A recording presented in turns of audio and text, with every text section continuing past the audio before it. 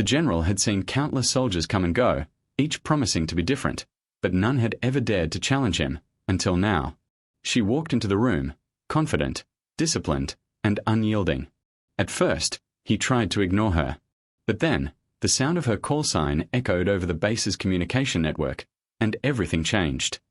Suddenly, the general realized he had underestimated someone who could change the course of the mission, and possibly his own beliefs.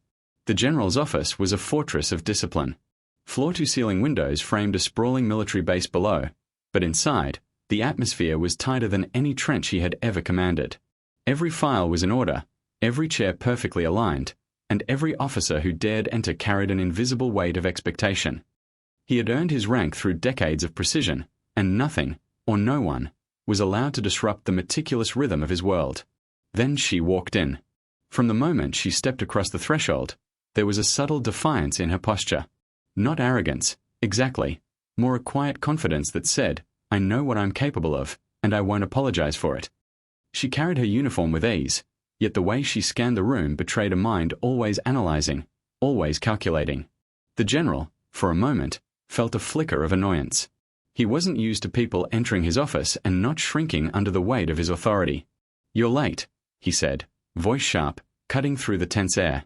"I'm on schedule," she replied evenly, eyes steady. There was no hesitation, no bowing to protocol beyond the minimum required respect. The general's jaw tightened. He had spent his career training soldiers to follow orders without question, and this was different. The initial meeting was a dance of words. He questioned her experience. She answered with calm clarity. He tested her knowledge. She responded with precise, unshakable logic. Every answer she gave chipped away at the invisible barrier he had built around his office, but still, he resisted acknowledgement. His pride, hard-earned and stubborn, made him blind to the subtle impact she was having. Outside the office, the base hummed with the normal cadence of operations, soldiers drilling, radios crackling, engines revving, but inside, time seemed to slow. The general could sense the tension building, though he couldn't yet admit why. Something about her unsettled him. Not fear, exactly, but a challenge he hadn't anticipated. He dismissed her, formally and coldly, assigning routine tasks to test her discipline. She accepted without complaint, moving through each task with efficiency that caught even his closest aides off guard. While the general remained stoic, others whispered in admiration. She was different. She was sharp. And most importantly, she didn't seem to care who noticed. By the end of the day, the general leaned back in his chair, steepling his fingers.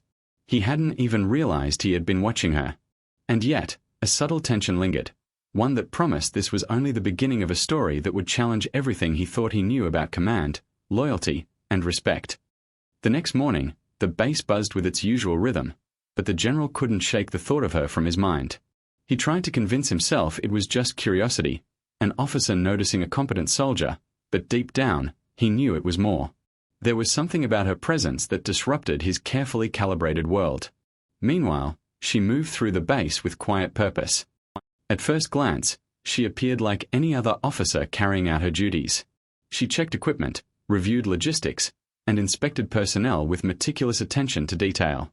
But beneath the surface, there was a pattern only a sharp eye could detect.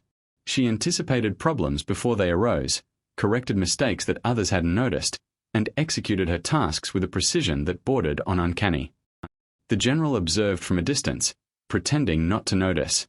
He watched as she calmly redirected a team scrambling to fix a communications issue. Within minutes, radios were working, reports were flowing, and the commander in charge was left dumbfounded. It was efficiency on a level he hadn't expected, and it annoyed him. "Who is she?" one of his aides whispered. "She's new," another replied, though both knew that label barely scratched the surface. The general's pride bristled. No one impressed him easily, not after decades of service, not after countless soldiers had come and gone with empty promises. Yet, here she was, proving competence without even trying to draw attention to it.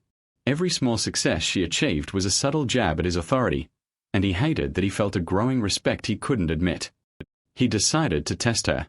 During a midday briefing, he assigned a complex logistical problem, something he was certain would fluster even seasoned officers. He expected hesitation, perhaps confusion. But she approached it calmly, analyzing the variables, identifying potential risks, and proposing a solution that was both innovative and practical. The room fell silent as he realized she had outmaneuvered him without confrontation. Still, he remained outwardly stoic. "Your approach is acceptable," he said, his tone flat but tinged with an undercurrent of surprise.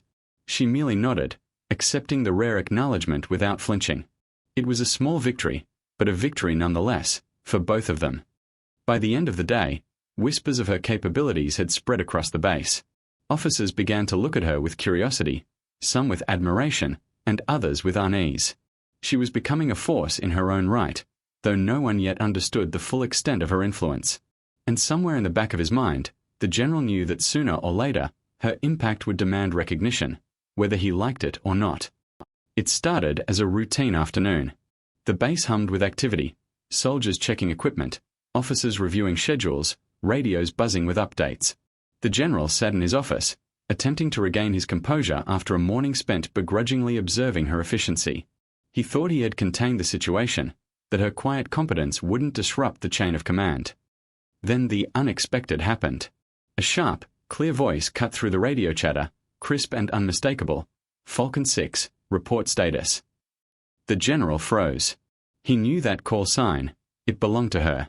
His eyes narrowed as the reality hit him. She wasn't just competent. She was indispensable. And now, the entire command network was hearing it. Officers stopped mid-task, exchanging glances. Whispers rippled through the room. "Falcon 6. She's handling it herself?" The general's hand clenched around the edge of his desk. He had trained himself to remain calm in crises, to maintain control even when situations spiraled, yet this was different. She had claimed a place in the network he controlled, asserting her presence in a way he couldn't ignore or dismiss. He rose from his chair, moving toward the communications hub. The sight that greeted him left no room for doubt. She was calmly directing a complex operation, coordinating supply convoys, rerouting personnel, and solving logistical challenges that could have crippled the base if mishandled. All the while, her voice remained steady, authoritative, and precise. The room watched in awe. Officers who had doubted her now looked at her with respect bordering on astonishment. And the general, standing at the threshold, felt the first stirrings of admiration and a gnawing sense of humility. He had underestimated her. Completely. When the operation concluded successfully, the entire command staff knew one truth. She wasn't just another officer. She was a force to be reckoned with, a mind capable of navigating chaos while commanding respect effortlessly. And the general, who had tried so hard to ignore her, found himself facing a reality he couldn't escape. Her impact was undeniable, and the call sign that had echoed across the base would forever mark the beginning of her influence. By the end of the day, the general returned to his office, alone, contemplative. Pride and frustration warred within him. He had resisted acknowledging her, yet the facts were clear. She had earned her place, not through title, not through rank, but through skill, intelligence, and unwavering determination. And deep down, he knew the battles ahead would test him even more than her. But perhaps, for the first time in his career, he welcomed the challenge.